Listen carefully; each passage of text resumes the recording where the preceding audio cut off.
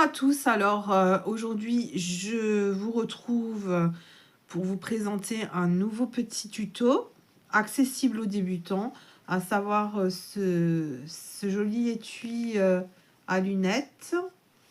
Voyez. Donc par exemple, on peut très bien y mettre les lunettes que je porte. Voilà. Bon, moi je vois plus grand chose sans les lunettes, mais voyez. Donc c'était à la demande d'une amie et j'en ai profité pour vous faire le tuto. Voilà, je vous retrouve tout de suite pour les explications.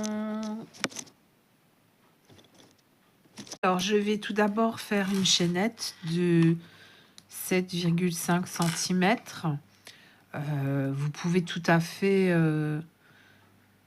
augmenter ou diminuer selon la distance que vous souhaitez. Alors, j'avais vu qu'il fallait 18 mailles serrées de 3, 4, 5, 6, 7, 8, 9, 10, 11, 12, 13, 14, 15, 16, 17 et 18. Et on va faire une maille en l'air pour démarrer. On va crocheter tout autour de la chaînette. Donc, on va faire ça.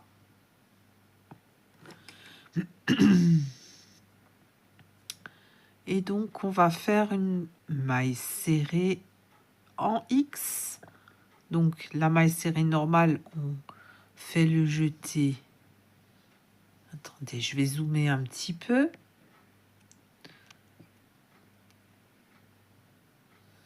La maille serrée normale. Alors, attendez.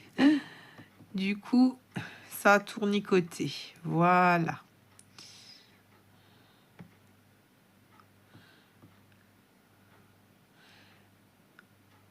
La maille serrée normale, on fait le jeté par-dessus le crochet. Pour la maille serrée en X, on fait le jeté en dessous du crochet. Et on passe le fil. Et ensuite, on fait un jeté normal. Et on ramène le fil. Et là, on va faire une augmentation. Donc, on va en faire 2 dans la même maille.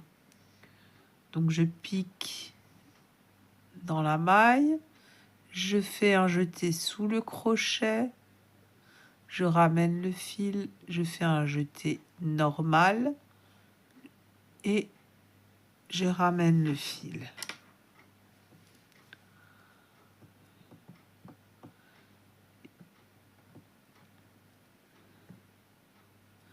Dans la maille suivante, à nouveau une maille serrée en X, donc je passe le fil sous le crochet.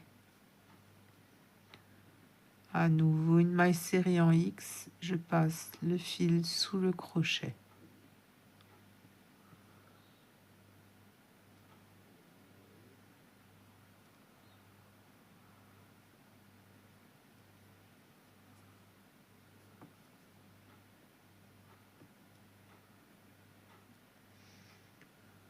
Donc là, on fait uniquement des mailles serrées en X jusqu'au bout de la chaînette, jusqu'à la dernière maille de la chaînette.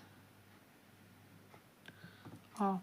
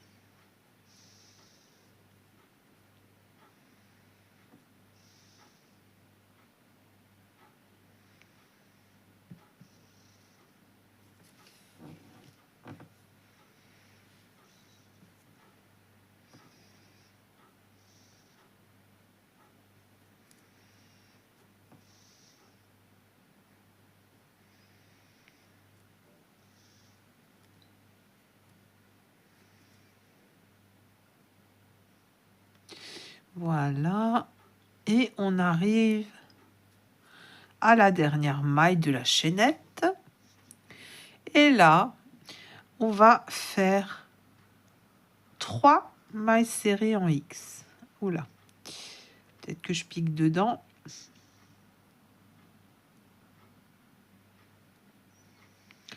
Donc,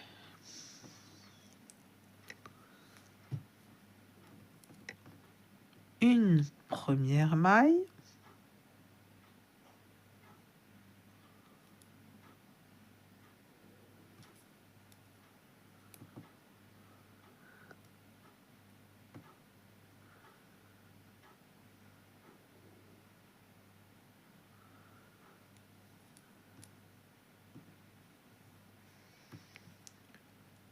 Une deuxième maille.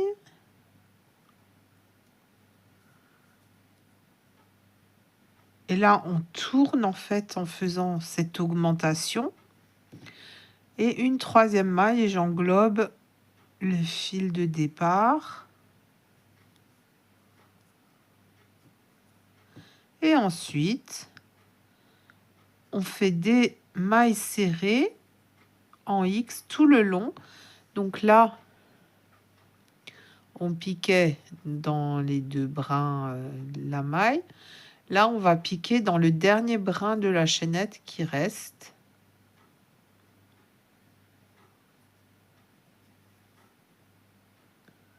Donc, je pique dans le dernier brin. Je fais un jeté par en dessous. Je ramène, je fais un jeté normal. Je ramène. Je pique dans le dernier brin. Jeté par en dessous. Jeté normal.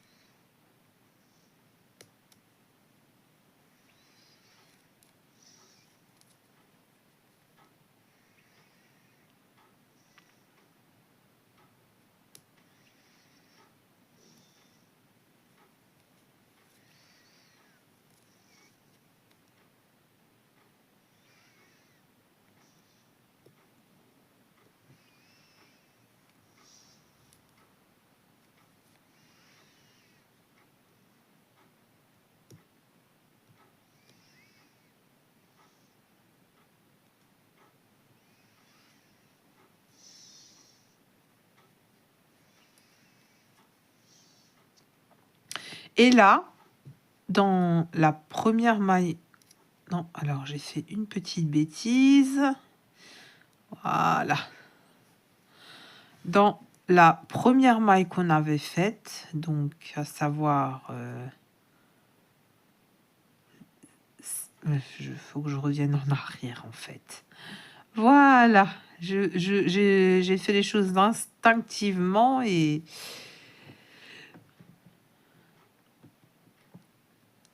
Voilà, donc là, il s'agit de la première maille qu'on avait travaillée juste ici.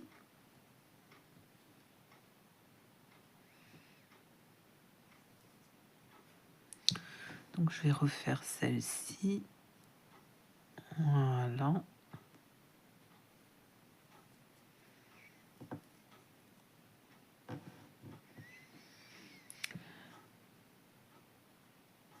Voilà, là, on a la première maille qu'on avait travaillée et on vient faire une maille serrée en X. Ensuite, on vient fermer notre rang avec une maille coulée modifiée. Donc, c'est-à-dire qu'on va, comme pour la maille serrée en X, faire le jeté par en dessous et on ramène le fil à travers toutes les boucles. Alors, pour le deuxième rang, on va crocheter sur le brin arrière des mailles. Donc, là, vous avez le brin avant et là, vous avez le brin arrière. Nous, on pique sous les deux brins d'habitude. Et là, on va piquer sous celui-ci. Alors, j'ai oublié de préciser, si vous avez peur de confondre votre première maille du rang avec la maille en l'air, oui, la maille en l'air qu'on a faite au départ pour monter le rang, vous pouvez tout à fait déjà mettre le marqueur sur votre première maille quand vous démarrez le premier rang, hein. Moi, je vais le mettre après la première maille du deuxième rang. Donc là, on va piquer sous le brin arrière et on vient faire une maille serrée ou une maille serrée en X en fonction de ses capacités, hein.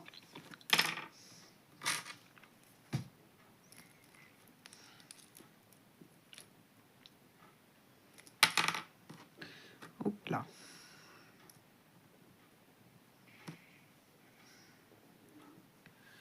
Voilà, je viens mettre mon marqueur.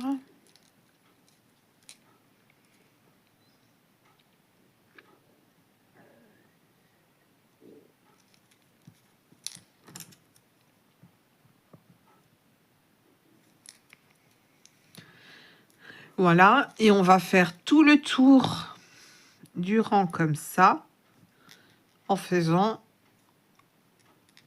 des mailles serrées ou des mailles serrées en X sur le brin arrière des mailles.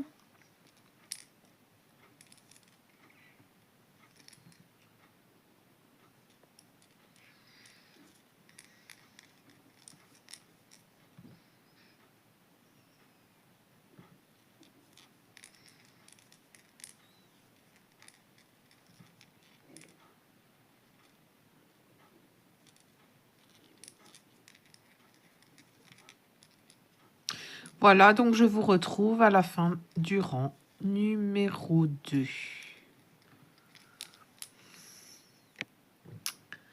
J'ai terminé mon rang numéro 2, je l'ai fermé, j'ai modifié sur le marqueur sur le compte-rang. Voilà. Alors maintenant, pour le rang numéro 3, on va commencer par une maille en l'air. On fait une maille serrée en X.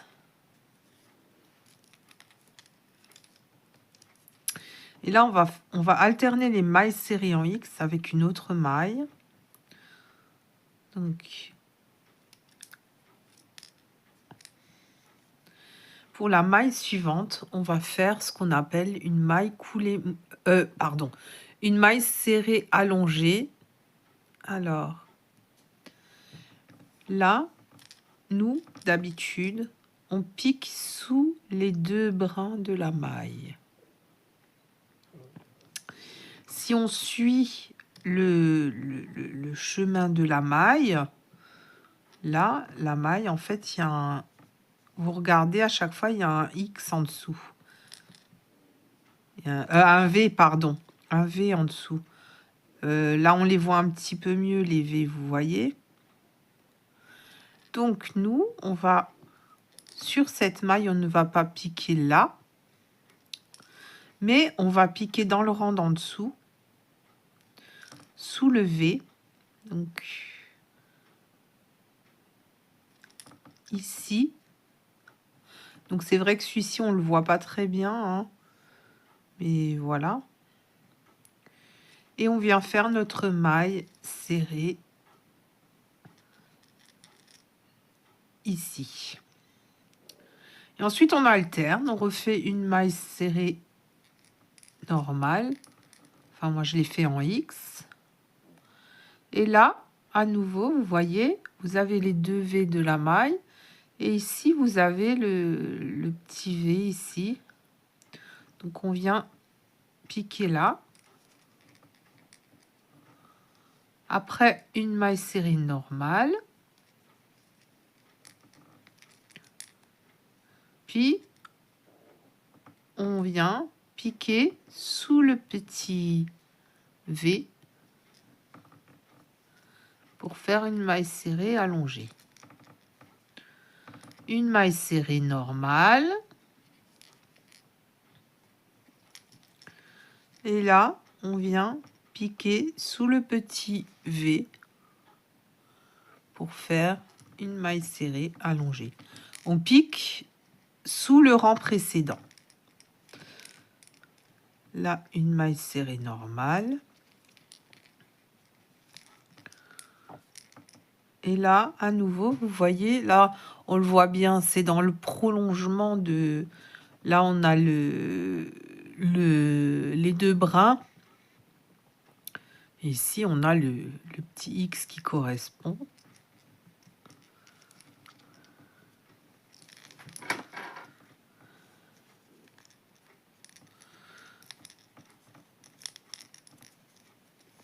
Voilà. Une maille serrée normale. Et de nouveau, une maille serrée allongée. Une maille serrée normale. Une maille serrée allongée. Une à nouveau normale. Une maille serrée allongée. Et je vous propose qu'on se retrouve à la fin du rang. Alors, à partir du rang numéro 3, on va tout simplement crocheter tout le tour en faisant des mailles serrées en X. Si c'est trop dur pour vous, vous faites des mailles serrées. Et puis, on fait ça jusqu'à obtenir 6,5 cm. Et on se retrouvera à ce moment-là. Alors, j'ai atteint la longueur désirée et du coup, je suis au 36e rang. Donc, pour la suite, on va constituer des trous, des petits espaces pour pouvoir passer un cordon pour refermer l'étui. Donc, je commence par une maille en l'air. Je viens faire une maille serrée. Alors moi, je fais toujours des mailles serrées en X. Hein. Je viens mettre mon marqueur.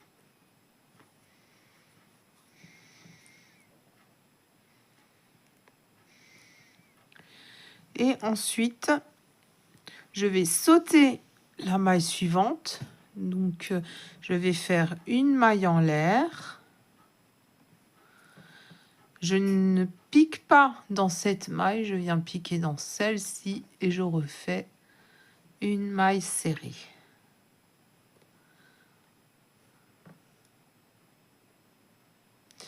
Et je vais continuer tout le long du rang comme ceci. Je refais une maille en l'air. en sautant une maille et je fais une maille serrée. Une maille en l'air, je saute une maille et je fais une maille serrée. Une maille en l'air, je ne crochète pas la première, je crochète la deuxième. Voilà, vous continuez comme ça jusqu'à la fin du rang. Alors honnêtement, là, j'invente au fur et à mesure. Si des fois, à la fin du rang, vous vous retrouvez avec 2 mailles serrées entre 2 trous au lieu d'une seule, c'est pas dramatique, hein. Ça se verra pas à la fin. Il suffit que j'ai mal calculé ou que une erreur a été faite. Ça peut arriver. Voilà. Alors, pour le rang suivant, on va tout simplement faire uniquement des mailles serrées. En fait, on va faire, je dirais, ouais, 1, 2, 3, 4. On va dire 5 rangs de mailles serrées. Donc, là, je vais déjà vous montrer.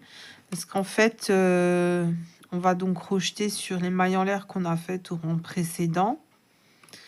Donc, ça va être peut-être un petit peu plus compliqué de piquer dedans les mailles en l'air, mais voilà, pas plus que ça, je dirais. Donc, voilà, on peut tout à fait les crocheter.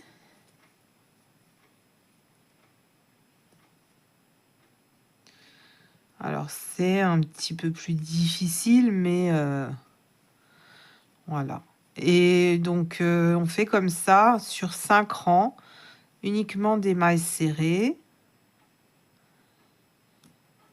Et ensuite, je vous montrerai comment faire des petits cordons pour refermer l'étui.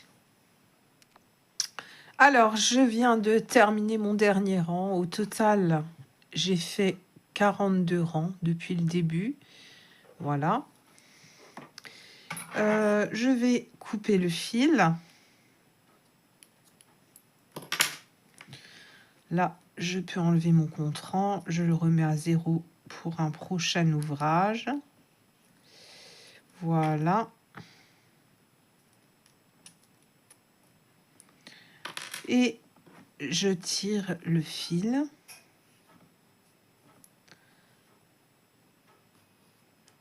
Ah, et c'est dédoublé. Voilà. Et maintenant, je vais venir cacher mon fil dans mes mailles. Donc, il n'y a pas vraiment de règle, hein. On essaye de cacher de manière discrète notre fil. Donc, là, je vais le faire repasser vers l'intérieur. Alors, du coup, j'essaie de le cacher à l'intérieur parce que comme ça, c'est encore plus discret. Alors, je vais retourner ça un petit peu. Voilà.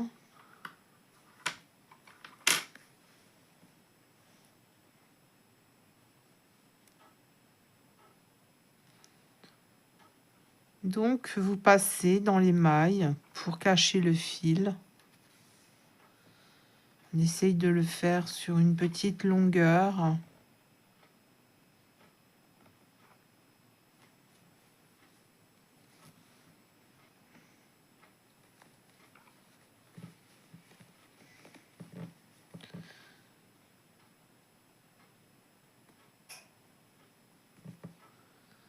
Je vais encore remonter dans l'autre sens.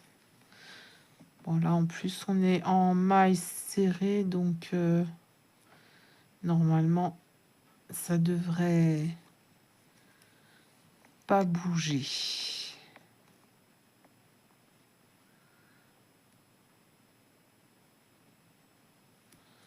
Voilà.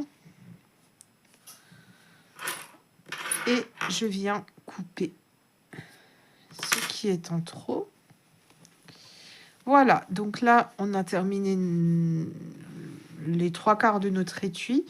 Il nous reste à faire deux petits cordons à passer dans les trous qu'on a fait pour pouvoir fermer notre étui. Donc, je vais tout simplement faire une chaînette qui fait grosso modo le tour de l'étui. Alors, je ne sais pas combien de mailles je vais faire, hein, puisque là, j'invente en même temps que je vous fais cette vidéo. Je vais les compter parce que les deux cordons, on va les faire de la même taille. 1, 2, 3,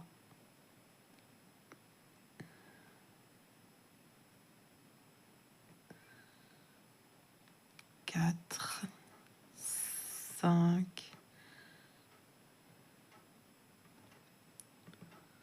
6, 7, 8, 9, 10, 11, 12, 13, 14, 15, 16, 17, 18, 19, 20. Ah, je vais essayer déjà d'en faire une quarantaine. On va voir ce que ça donne. Donc, 21, 22, 23, 24, 25, 26, 27, 28, 29, 30, 31, 32, 33. Oula.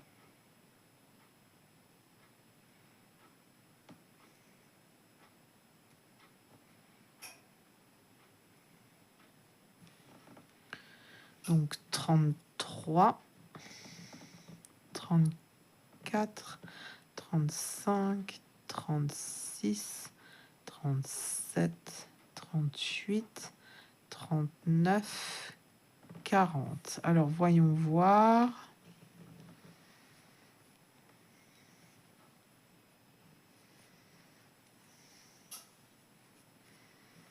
Il ne faut pas non plus que ce soit trop... Bon, je vais déjà essayer avec des chaînettes de 40 mailles en l'air. Voilà. Donc, voilà, j'ai fait une première chaînette de 40 mailles en l'air. Je vais en faire une deuxième et je vous retrouve pour vous expliquer comment les placer. Alors, j'ai déjà passé le premier cordon, donc en partant du côté et en faisant tout le tour, en passant bien dans chaque trou que j'avais fait sur le rang où on a sauté des mailles et fait des mailles en l'air. Et je vais vous montrer avec le deuxième comment ça se passe. Donc, c'est rien de bien compliqué. On rentre sur le côté et on ressort au trou suivant. Hein. Donc, on utilise une aiguille, c'est plus simple pour passer le cordon. Voilà. Et puis ensuite, je viens dans chaque trou que j'avais fait pour... Alors, attendez voir. J'ai l'impression... C'est un peu compliqué quand on a déjà passé le premier parce que du coup, on ne sait plus exactement. Voilà. En fait, il faut que je fasse comme ça. Par contre, avec l'aiguille, il faut faire attention de pas piquer dans les mailles. Donc, voilà, on fait tout le tour.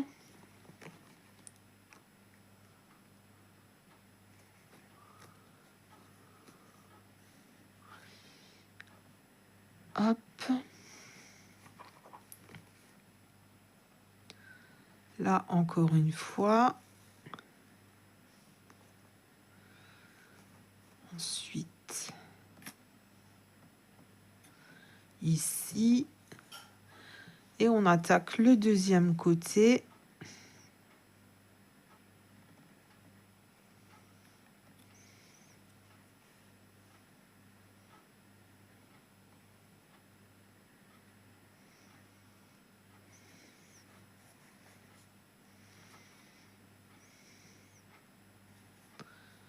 Et voilà.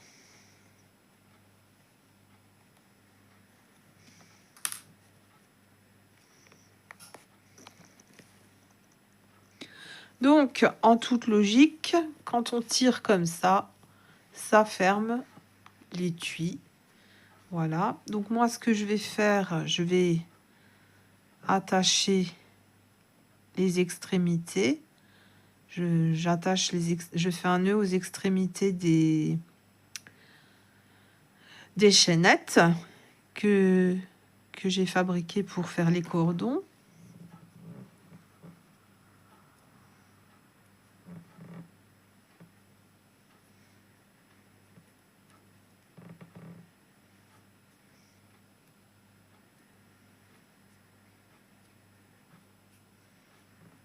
Voilà. J'essaye de bien les serrer. Et ensuite, je viens du coup défaire les différents fils, les différentes fibres de mon fil, les différents brins, pour que ça me fasse une sorte de pompon. Je vais faire ça des deux côtés. Voilà, de l'autre côté, pareil, on défait.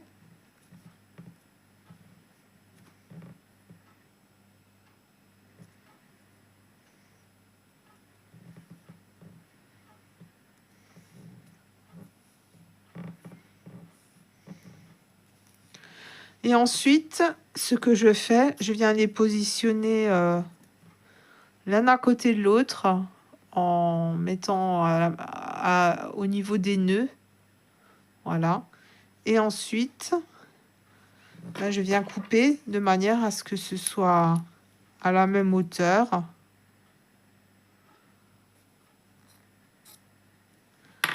Et du coup, ça me fait des petits pompons au bout de mes cordons. Donc, voyez, du coup, ça nous donne un étui assez sympa. Voilà, j'espère que ce tuto vous aura plu. Et puis, n'hésitez pas à partager, à vous abonner et bien sûr, activer la clochette de notification si vous souhaitez recevoir mes prochaines vidéos. À bientôt!